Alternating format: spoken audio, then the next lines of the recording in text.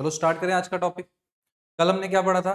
कल हमने साउंड के बारे में डिस्कस किया था, साउंड कैसे प्रोपोगेट करता है, साउंड कौन सी वेव है, कुछ बातें करी थी नॉर्मल सी हमने साउंड के बारे में। फिर हमने क्या पढ़ा था? इंटेंसिटी पढ़ी थी साउंड की। फिर उसके बाद हमने ऑडियो फ्रीक्वेंसी रेंज पढ़ी थी। अगर मैं ह्यूमंस की बात करूं तो क्या पढ़ा था हमने कल? ह्यूमंस की क्या ऑडियो फ्रीक्वेंसी रेंज होती है?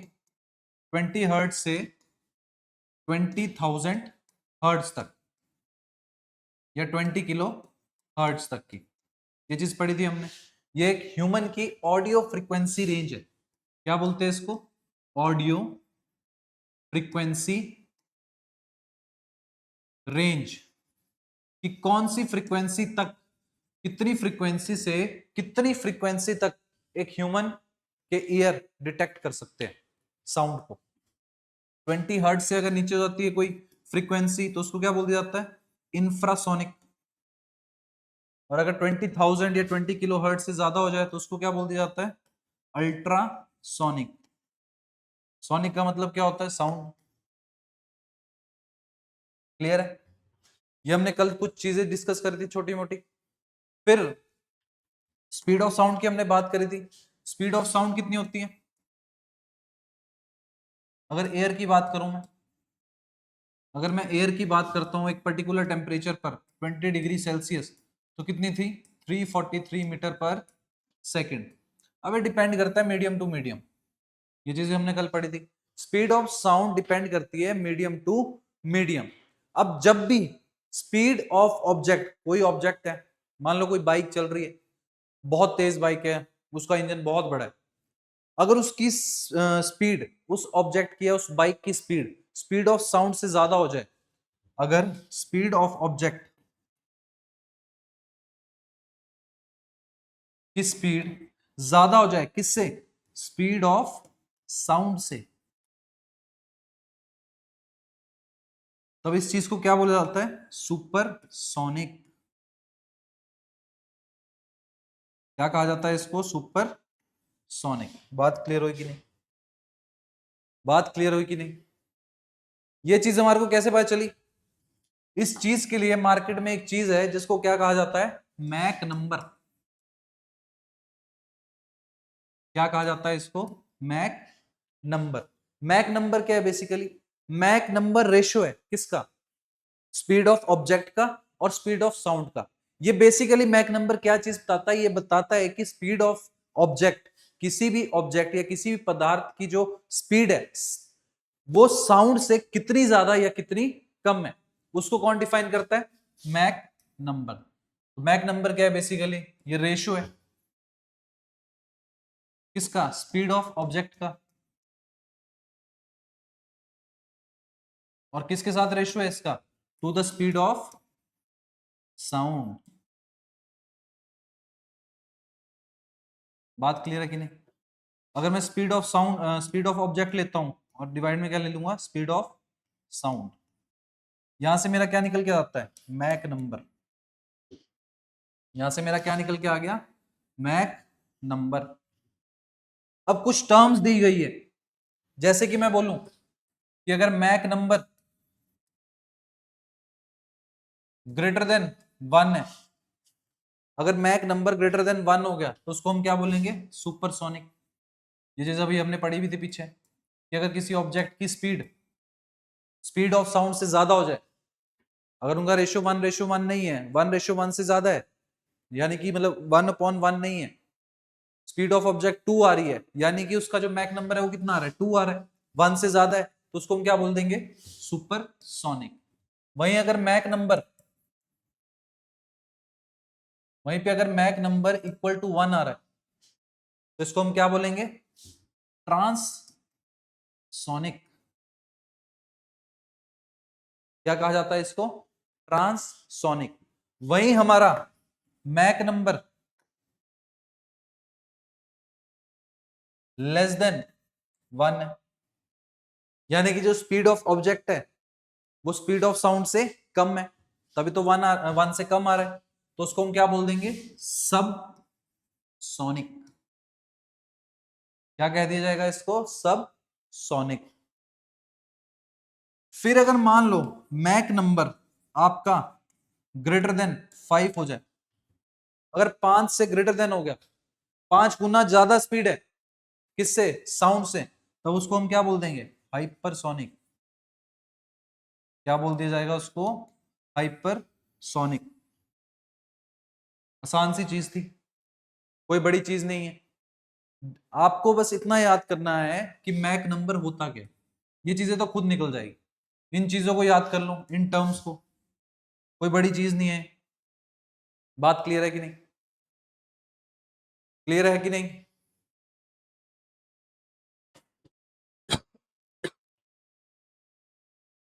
बताओ भाई,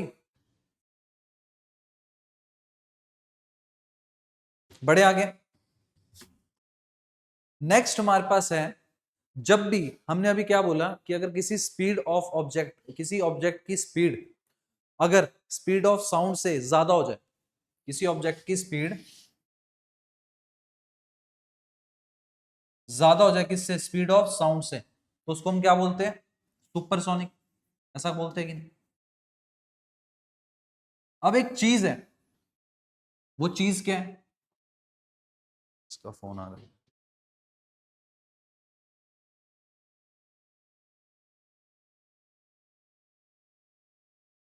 अब एक चीज ध्यान से देखेंगे यहां पे, जब भी स्पीड ऑफ ऑब्जेक्ट, किसी ऑब्जेक्ट की स्पीड अगर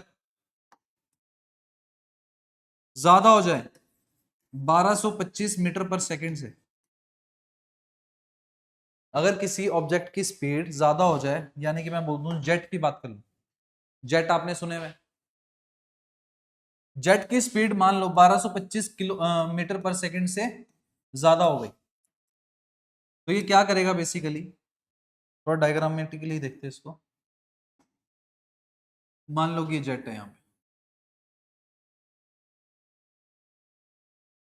क्या है, ये यहाँ पे जेट है, कुछ भी मान लो, राफेल मान लो इसको। इसकी स्पीड क्या हो गई, ज्यादा हो गई 1225 मीटर पर सेकंड से, ठीक है। तो इसमें एक साउंड क्रिएट होगी, क्या होगी, एक साउंड क्रिएट होगी जिसको क्या कहा जाता है, सोनिक बूम। बात समझ आ रही है कि नहीं? इस जेट की जब स्पीड 1225 मीटर पर सेकंड से ज्यादा हो गई, तो यहां पे एक साउंड क्रिएट हुई, उस साउंड को क्या बोला हमने, सोनिक बूम। अब जब भी ये साउंड क्रिएट होगी, जब भी यहाँ पे वेव क्रिएट हो रही है, यानी कि साउंड क्रिएट हो रही है, तो आपको पता है कि कोई भी चीज आगे चलती है, एयर में चलती है, तो वहां पे कैसे चल रही है, न्यूटन का थर्ड लॉ लग रहा है, every action has an equal opposite reaction. अगर ये 1225 किलोमीटर पर सेकंड की रफ्तार से आगे चल रही है, तो 1225 मीटर पर सेकंड की रफ्तार से पीछे भी तो फोर्स लग रही है कि नहीं, और जब ये फोर्स लगती है तो यहाँ पे एक कॉनिकल रीजन क्रिएट हो जाता है। क्या क्रिएट हो जाता है, यहाँ पे एक कोनिकल रीजन। और जब भी ये कोनिकल रीजन क्रिएट होगा, यानी कि यहाँ पे क्या है, एनर्जी है,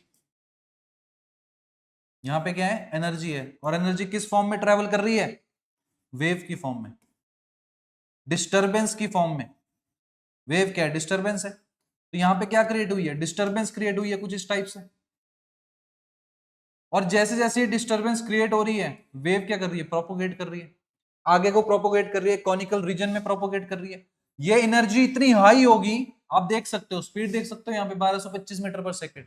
ये एनर्जी इतनी हाई होगी कि जब ये ट्रेवल करेगी, और मान लो कोई बिल्डिंग है यहाँ, क्या है यहाँ पे कोई बिल्डिंग है, तो जब ये बिल्डिंग पे टकराएगी, ये एनर्जी क्या करेगी, अगर बिल्डिंग पे टकरा जाती है,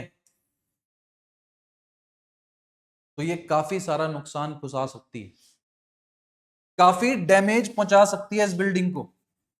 जैसे कि विंडोज में क्रैक,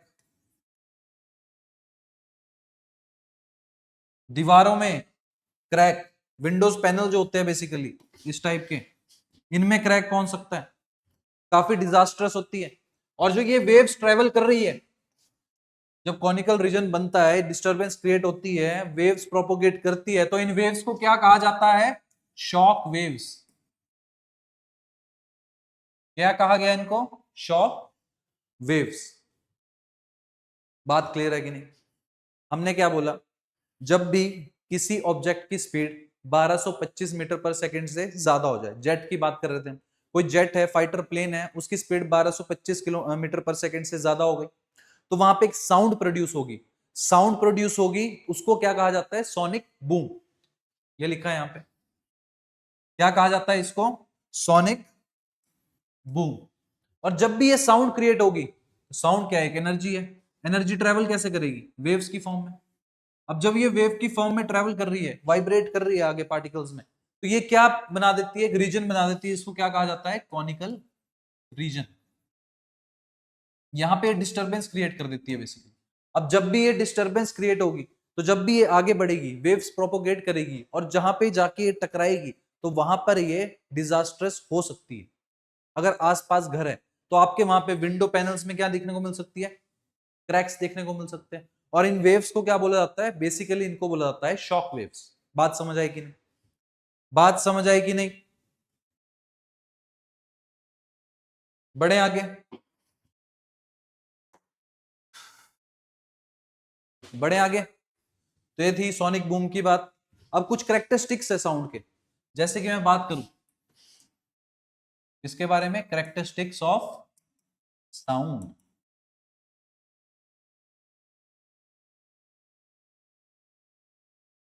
क्या क्या करेक्टरिस्टिक्स हो सकते हैं साउंड के?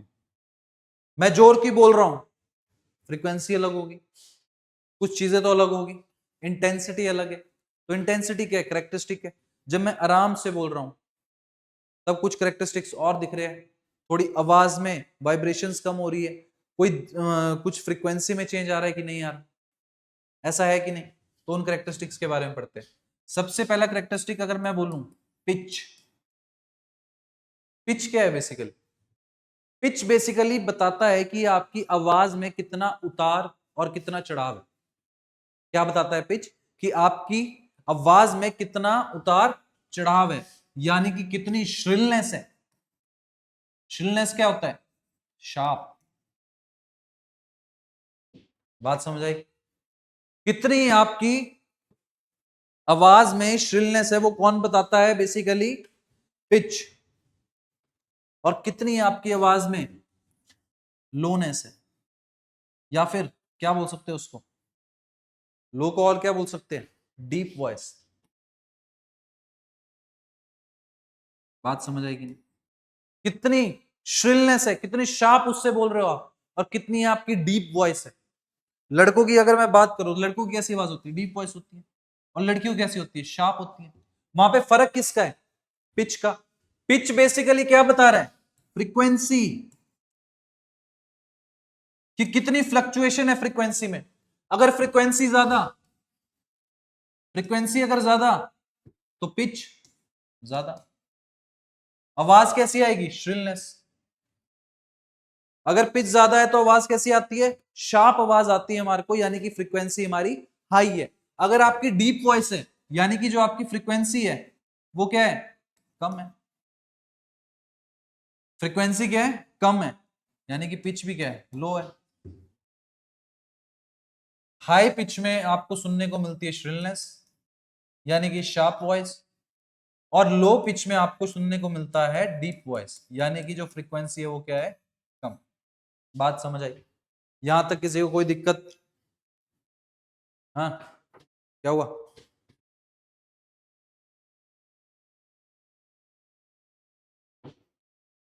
यहां तक किसी को कोई दिक्कत? बढ़े आगे, नेक्स्ट को, नेक्स्ट पढ़ते हैं। नेक्स्ट है लाउडनेस। अब ये लाउडनेस क्या होती है बेसिकली? लाउडनेस बताता है कि आपकी आवाज कितनी, मैं अभी आराम से बोल रहा हूं, बिल्कुल प्यार से, यानी कि मैं कैसे बोल रहा हूं? सॉफ्ट। और जब मैं जोर की बोल रहा हूं, आप तक जोर की पहुंच रही है आवाज, यानी कि यहां पे डिस्टरबेंस ज्यादा क्रिएट हो रही है, यानी कि सॉफ्ट हो गया, एक क्या हो गया? लाउड। एक मैं आराम से बोल रहा हूं, डिस्टरबेंस कम क्रिएट हो रही है। एक मैं जोर की बोल रहा हूं, इसमें क्या हो रहा है? लाउड हो रहा है। बेसिकली डिस्टरबेंस ज्यादा क्रिएट हो रही है, डिस्टरबेंस कम क्रिएट हो रही है। किससे रिलेटेड है? एम्पलीट्यूड से। किससे रिलेट कर रहे हैं? एम्पलीट्यूड से। यानी कि अगर एम्पलीट्यूड ज्यादा है, एम्पलीट्यूड ज्यादा है तो आवाज कैसी आएगी? लाउड। ज्यादा डिस्टरबेंस क्रिएट हो रही है ना, ये चीज पढ़ी थी ना हमने, ये वेव है कुछ इस टाइप से। अगर मैं ट्रांसवर्स की बात करूं, साउंड तो लॉन्गिट्यूडनल चलती है, ये आपके क्या है? एम्पलीट्यूड है। जितनी मैक्सिमम डिस्टरबेंस क्रिएट हो रही है उसको क्या बोलते थे हम? एम्पलीट्यूड। अब अगर यही चीज बढ़ जाएगी यानी कि क्या हो गया? डिस्टरबेंस बढ़ गई।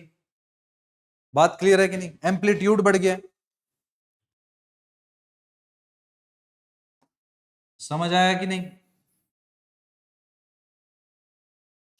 तो जो लाउडनेस है वो बेसिकली किससे रिलेट करती है? आपके एम्पलीट्यूड से। अगर एम्पलीट्यूड कम है, अगर एम्पलीट्यूड कम है तो आवाज कैसे आएगी? सॉफ्ट।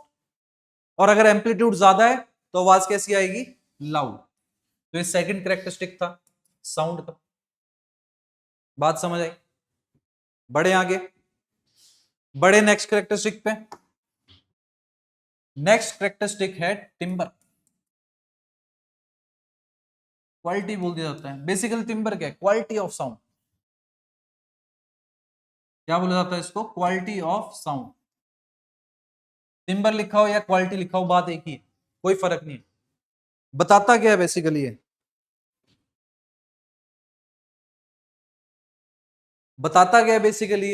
ये चीज बोलता है कि कोई दो चीज है, कोई भी दो चीज है, एक ले लिया मैंने ढोलक और एक मैंने ले लिया सितार।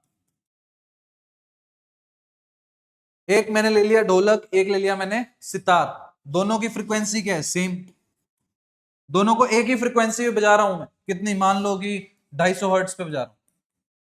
ये ऑडिबल है हमारे को? 250 हर्ट्ज पे क्या कर दिया मैंने? ढोलक भी बजा रहा हूं और सितार भी बजा रहा हूं। क्या मेरे को साउंड सेम आएगी? क्या मुझे साउंड सेम आएगी कि नहीं? नहीं आएगी ना। ढोलक की अपनी एक क्वालिटी है, वहीं सितार की अपनी एक क्वालिटी है, तो मेरे को साउंड सेम नहीं आएगी। हालांकि फ्रीक्वेंसी सेम थी, हमने फ्रीक्वेंसी सेम रखी, डिस्टरबेंस भी सेम थी, एम्पलीट्यूड भी सेम था, लेकिन क्वालिटी क्या थी? जो टिम्बर था वो क्या था? अलग अलग। दोनों की अपनी अपनी क्वालिटी है। तो जो क्वालिटी है बेसिकली, जो क्वालिटी है ये बेसिकली किस पे डिपेंड करता है? ये डिपेंड करता है सब्सटेंस पे, कि सब्सटेंस कैसा है। वुड की अपनी क्वालिटी है, आयरन की अपनी क्वालिटी, और भी कुछ ले लो, तबले की अपनी क्वालिटी है, ढोलक की अपनी क्वालिटी है, सितार की अपनी क्वालिटी है, गिटार की अपनी क्वालिटी है। समझ आ रही होगी बात आपको? बेसिकली मैं क्या बोलना चाह रहा हूं, तो क्वालिटी किस पे डिपेंड करती है? कि सब्सटेंस क्या है। बात क्लियर? बड़े नेक्स्ट उस पे नेक्स्ट कैरेक्टरिस्टिक की बात करें। नेक्स्ट कैरेक्टरिस्टिक वैसे ही हमने पढ़ रखी है पिछली क्लास में, चौथी है।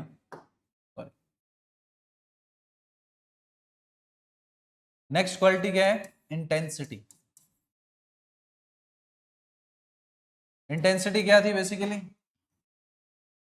कि कितनी energy per unit area per unit time pass कर रही है। ये भी एक क्वालिटी है, इंटेंसिटी।